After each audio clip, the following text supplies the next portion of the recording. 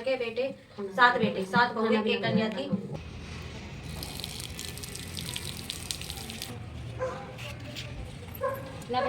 बच्चों की पसंद का, भाई आज बच्चों का दिन है तो बच्चों की पसंद का बनाना चाहिए। उसकी अपने पैसों से, अपनी कमाई से, उसकी अपनी कमाई से ही मेरे लिए फर्स्ट गिफ्ट है। तो अब दे रही हैं कारों को, जल दे रही हैं अब रेनू।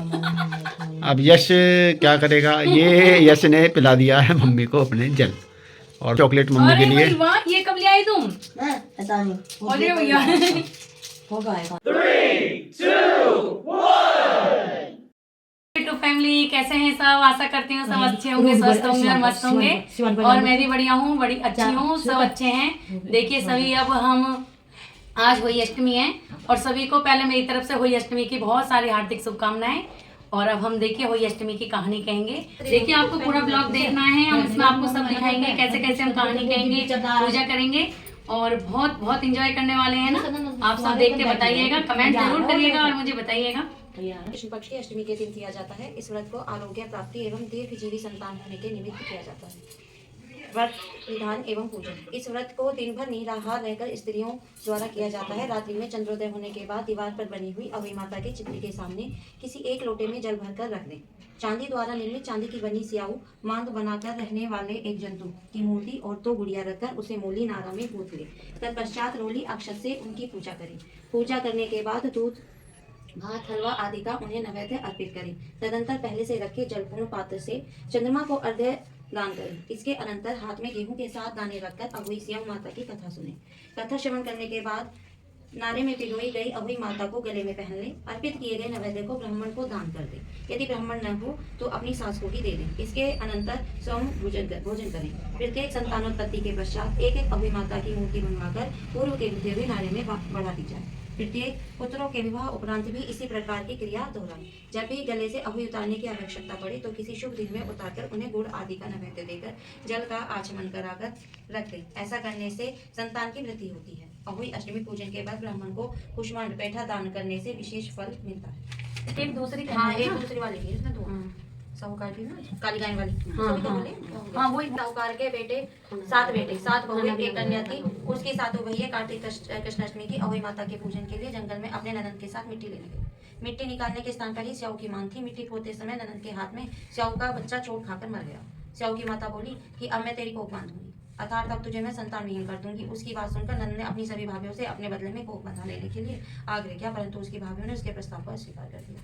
परंतु उसकी छोटी भाभी ने कुछ सोच समझकर अपनी कोख बंधवाने की स्वीकृति नंद को दे दी। तदंतर उस भाभी को जो भी संतान होती वह 7 दिन के बाद ही मर जाती। एक दिन पंडित को बुलाकर उसका कारण का पता लगाया गया। पंडित ने उत्तर दिया कि तुम काली गाय की पूजा करो।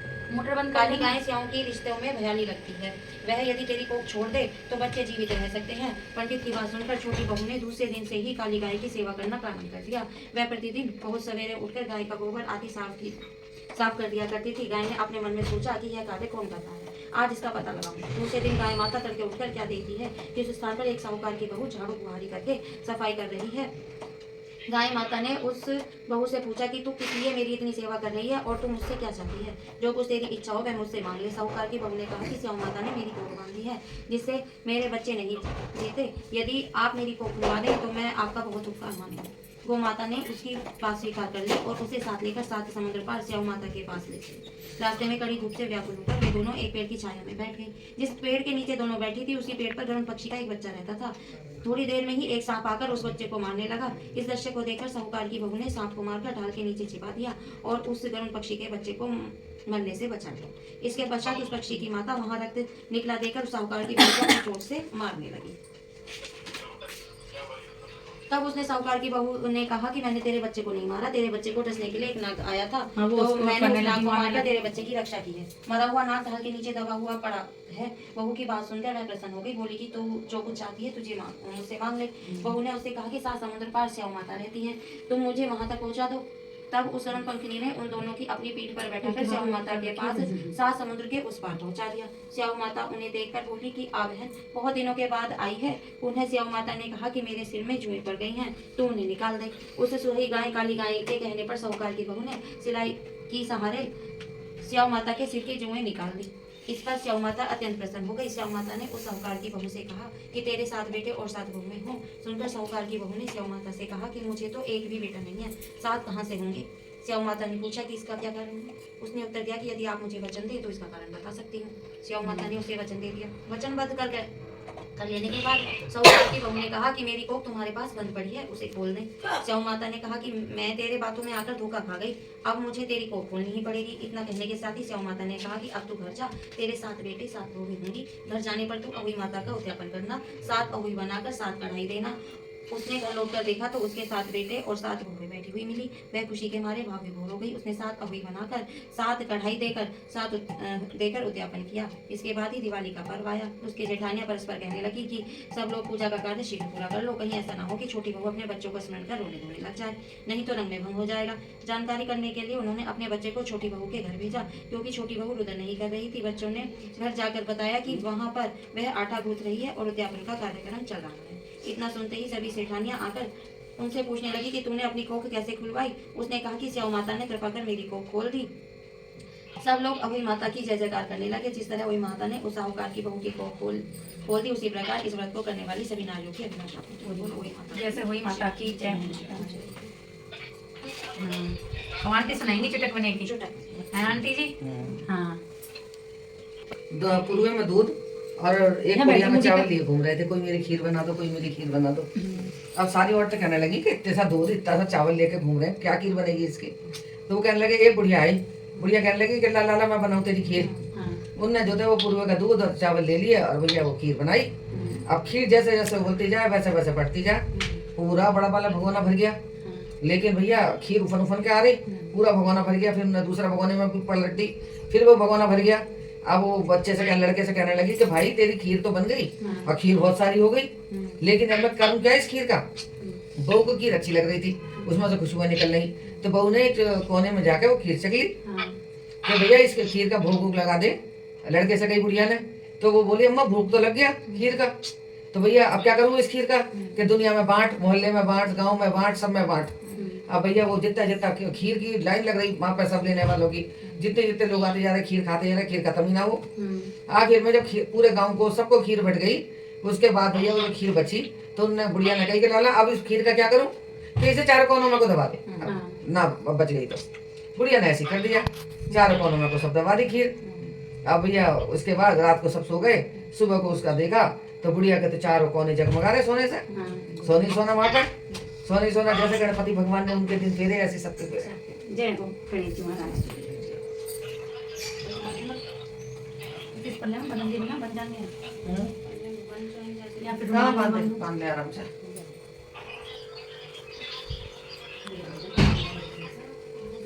कहानी हम कह चुके हैं, सुन चुके हैं कहानी, और हम चल रहे हैं बाहर जा देने के लिए।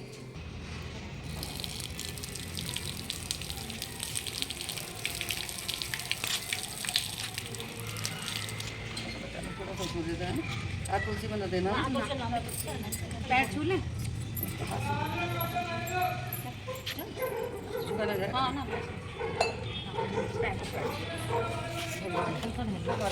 एक मिनट में इधर देखो। राम राम बहन, अरे बहन छोटी बहन है, छोटी बहन है तो। आंटी जी के हाँ तुम छो,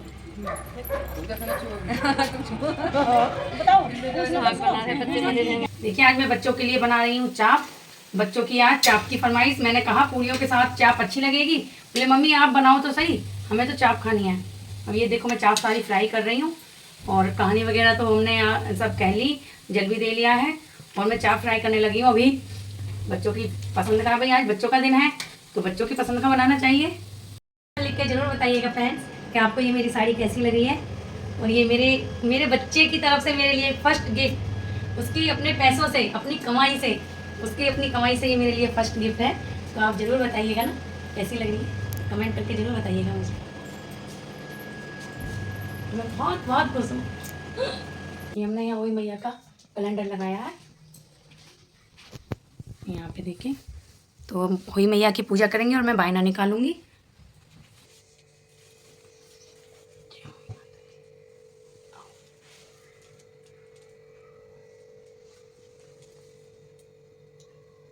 ये बेटों के ऊपर होता है वही माता का वर। तो ये मेरी दोनों राम लखन कैसे बैठी हैं, कपड़े बदल लिए कलावा तोड़ लिया है हमने।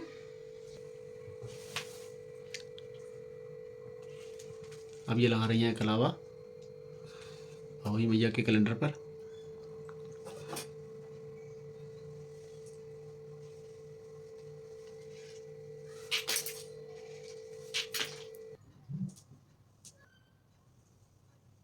सही देते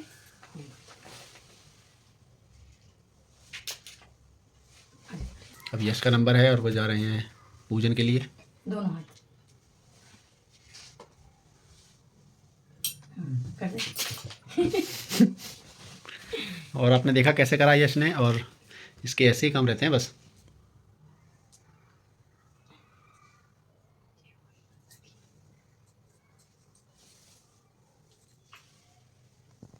ये मैं पापा जी को दूंगी बायना, और इसमें मैं स्वेटर है, और ये हमने बायने में हमारे यहाँ बनते हैं पूरे।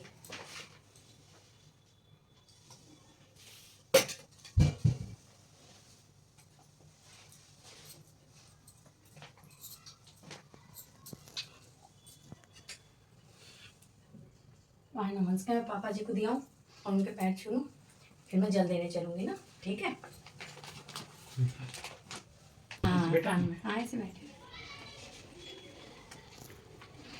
ये दे रही हैं, पापा जी को दिया है बायना इन्होंने, और ले रही हैं उनसे आशीर्वाद। चलो जल्दी दें, अब तारी भी निकल आए। बिल्कुल। पकड़िए बेटा।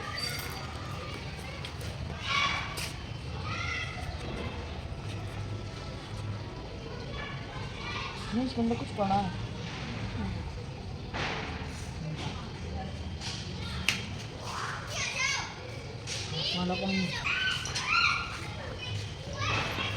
तो अब दे रही हैं तारों को जल दे रही हैं अब रेनू।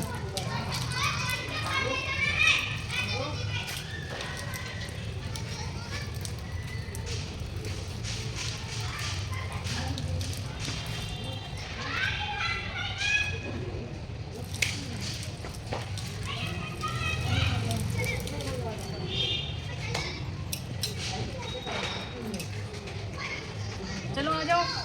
तो जलिए दे चुकी हैं अब, और अब दोनों बेटे इनके छुएंगे पैर।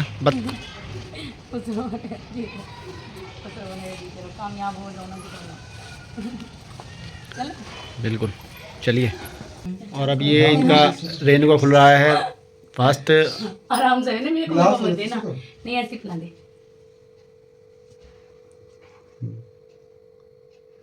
देव पिला रहे हैं जल। और अब यश क्या करेगा, ये यश ने पिला दिया है मम्मी को अपने जल, और दोनों बेटों के हाथ से वो जल पी चुकी हैं और उनका फास्ट हो चुका है। ये पूरा नटखट है, पूरा नटखट। और ये देखिए दोनों के दोनों लेके आए हैं चॉकलेट मम्मी के लिए। वाह, ये कब ले आई तुम? पता नहीं अरे भैया होगा एक आधा घंटा।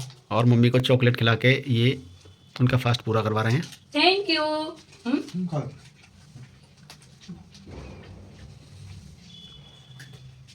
छोटा भी लेके आया है। खा ले सारे, खा ले तो गप्पू। Thank you. आ जाओ। आई लव यू मेरे बच्चों। दोनों हमेशा खुश रहो। खा ले। देखिए फ्रेंड, ये आज का ब्लॉग आपको कैसा लगा, और सबसे पहले तो आपको कमेंट में ये बताना है मेरे देवा ने जो मुझे ये साड़ी दिलवाई है ना, ये आपको कैसी लगी। क्योंकि मैं आज अपनी खुशी का बता नहीं सकती कि वो अपनी कमाई से मुझे पहला गिफ्ट ये लेके आया ये साड़ी, और ये वाकई में मेरे को ना मैं बहुत संभाल के रखूँगी, ये मेरे देव ने दिलाई है। तो फ्रेंड्स, कैसा लगा आपको हमारे ब्लॉग को कमेंट्स में लिख के ज़रूर बताइएगा, और ज़्यादा से ज़्यादा शेयर कीजिए, लाइक कीजिए। जो भी चैनल पर नए आ रहे हैं वो हमारे चैनल को सब्सक्राइब करें, ठीक है ना। Bye bye friends.